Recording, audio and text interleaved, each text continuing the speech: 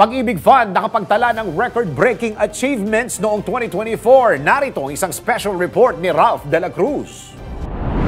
Lubos na saya at pasasalamat ang naisiparating ng Pag-ibig Fund kasunod ng mga natatanging achievement ng ahensya noong nakaraang taon sa tulong ng kanilang mga miyembro.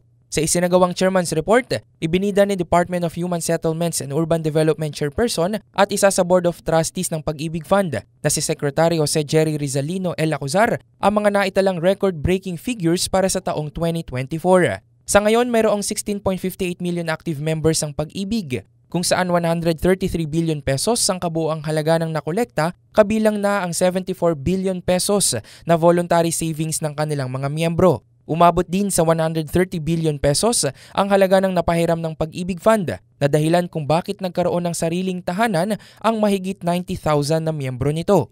Kaugnay nito, pumalo sa 67.52 billion pesos ang net income ng Pag-ibig na mas mataas ng 20 billion pesos kumpara noong 2023. Ikinatuwa rin ng ahensya ang patuloy na pagtaas ng dividend rates ng Pag-ibig regular savings na pumalo sa 6.60% at 7.10% naman para sa MP2 savings.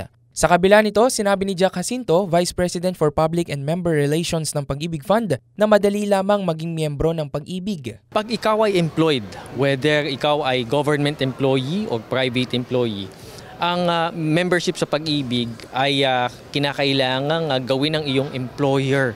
No, responsibilidad dito ng iyong employer na irehistro ka sa Pag-ibig. Kasama na rin dyan yung responsibility na kunin mula sa iyong sweldo yung hulog sa Pag-ibig at tapatan niya ng karampatang halaga yung inuhulog sa Pag-ibig. That's 200 pesos from the employee and 200 pesos mula sa employer. Pag ikaw naman ay self-employed individual or OFW, napakadali rin lamang. Maaari kang magrehistro online via virtual Pag-ibig para makakuha ng tinatawag na membership ID number. Pag may membership ID number ka na, maaari ka nang maghulog ng iyong contribution again sa ating mga kababayan na self-employed individuals, sa ating mga OFWs, even those from the informal sector. Napakadali.